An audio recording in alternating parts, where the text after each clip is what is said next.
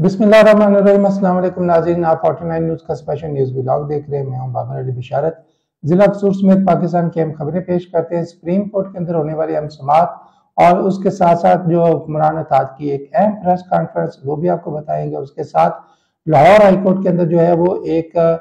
तौहीन अदालत की रिट दायर की गई है, वो उसके अहवाल बताते हैं। DC कसूर ने ताजरों को अहम पैगाम पहुंचाया है और वो पैगाम क्या है वो भी आपके सामने पेश करेंगे। उसके साथ आपको बताएंगे कि जिला कसूर में मुस्लिम लीग नवाज से तल्लुक रखने वाले साबिक MNA के खिलाफ एक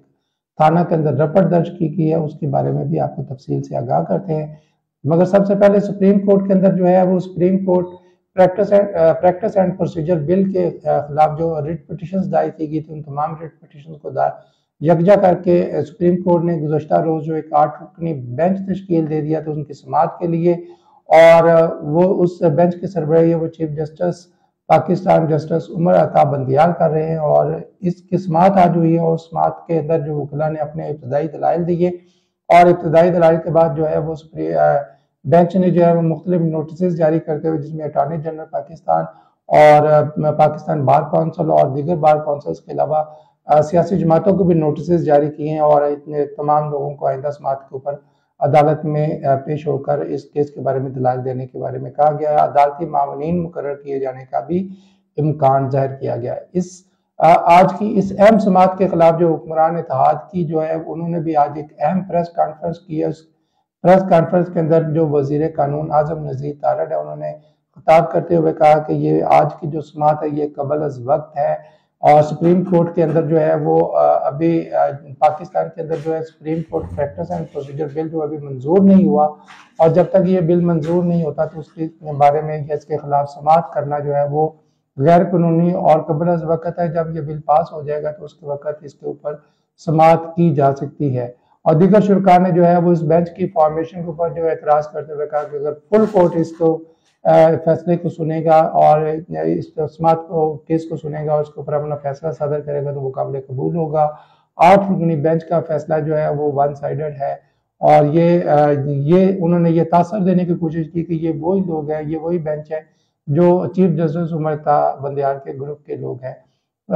ये उनके अपने ख्यालात ज़रूर हो सकते हैं मगर अभी जो है सुप्रीम कोर्ट के अंदर इस केस की जो समाअत उसको गैर मुअय्यना मुद्दत तक मुलतवी कर दिया गया। चीफ जस्टिस ने कहा कि अभी जब तक मैं अपने दीगर जजेस के साथ मशवरा करूंगा और मजीद इसकी जो समाअत की तारीख बाद में मुकर्रर की जाएगी। जी नाज़रीन, इसके साथ आपको बताते चलें कि आज PTI ने लाहौर हाई कोर्ट के अंदर जो है चीफ इलेक्शन कमिश्नर पाकिस्तान के खिलाफ जो है वो तौहीन अदालत की जो है एक रिट दायर कर दी है और ये तौहीन अदालत की रिट जो है वो लाहौर हाई कोर्ट के साबिक़ा फैसले के खिलाफ के मुताबिक की गई है, जिसके अंदर लाहौर हाई कोर्ट ने चीफ इलेक्शन कमिश्नर को इस बात के लिए पाबंद किया था कि जो 22 मुतनाज़ा तकर्रियाँ उनको जो है उनके ऊपर वो 7 दिन के अंदर फैसला करे। मगर अभी तक इलेक्शन कमीशन की तरफ से चीफ इलेक्शन कमिश्नर की तरफ से अभी तक उन तकर्रियों के बारे में कोई फैसला नहीं किया गया। Principal secretary to CM commissioner Lahore division और CCPO लाहौर जो है अभी तक अपने उहदों पर बरकरार है और काम जारी रखे हुए है।